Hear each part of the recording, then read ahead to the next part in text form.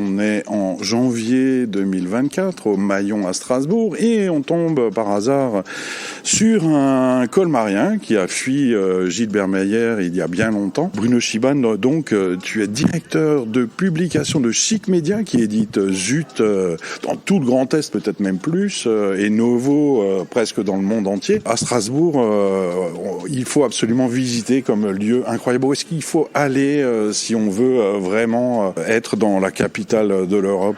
La question elle est compliquée, mais en tout cas il y a un nouveau lieu qui vient d'ouvrir à Strasbourg, à la Manufacture des Tabacs. Le lieu s'appelle Coma.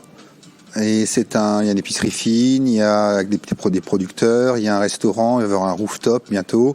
Et c'est un nouveau lieu au cœur de la ville, à la Cruteno, et qui vaut le détour. Mais tu y étais déjà, c'est ouvert, on peut y aller là? Oui, c'est ouvert depuis... il y a eu des événements préfiguration pendant toute l'année 2023, et ils ont ouvert avant les fêtes de fin d'année, sachant que après avoir ouvert le restaurant, ils viennent d'ouvrir un pub, qui vont ouvrir un restaurant gastronomique et un rooftop, vraiment uniquement axé sur les circuits courts, sur les légumes de saison, etc., qui fait la part belle aux producteurs. Et c'est vraiment un endroit chouette et qui est un peu protégé parce qu'il y a quand même une sorte d'enceinte dans cette manufacture des tabacs. Donc il faut y rentrer, c'est presque un quartier dans le quartier. Et je trouve que ça vaut la peine, ouais. Encore un nouveau lieu bio, bobo, écolo, hors de prix. Il y a trop d'argent à Strasbourg, c'est ça le problème de cette ville, soi-disant capitale européenne. Capitale mondiale du livre. Ouais, absolument. Il y a trop d'argent, je sais pas. En tout cas, il y a un centre-ville qui est assez sanctuarisé.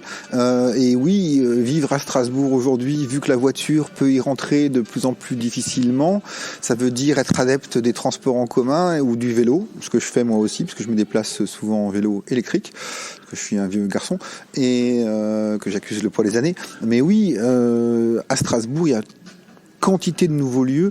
Le paysage était complètement redessiné d'abord par le tram depuis Trottmann et depuis que les nouvelles lignes se font, ça redessine une ville, tu l'as vu à Mulhouse aussi. Beaucoup de commerces ont disparu et aujourd'hui ça reste une ville malheureusement aussi qui ressemble à beaucoup d'autres. En tout cas les centres-villes ont tendance à tous se ressembler puisque les loyers sont roulement chers et que ce sont des chaînes ou des marques autres qui débarquent.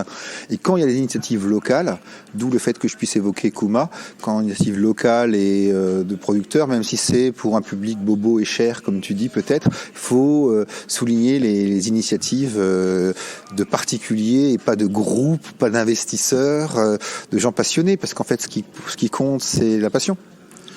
Pour terminer, qu'est-ce qui manque dans cette ville? Qu'est-ce qu'il faudrait inventer qui n'existe pas encore? Il manque plein de choses à Strasbourg. Aujourd'hui, il y a une salle de concert un peu institutionnelle et il y a beaucoup moins de concerts dans les bars. Je savais que ça te parlerait. Qui est en train de muter puisqu'il y aura des travaux et qu'on va voir la laiterie va être hors les murs pendant 1 an et enfin il va y avoir peut-être une salle qui accueillera le public dans de meilleures conditions, parce que c'est aussi ça une des questions. Je suis plus trop un adepte de la vie nocturne, donc je peux pas vraiment te répondre pour tout ce qui est électro, etc. Je sais pas. Moi, j'aime encore les guitares. C'est comme ça, les vieux. Merci beaucoup, Bruno Schiban.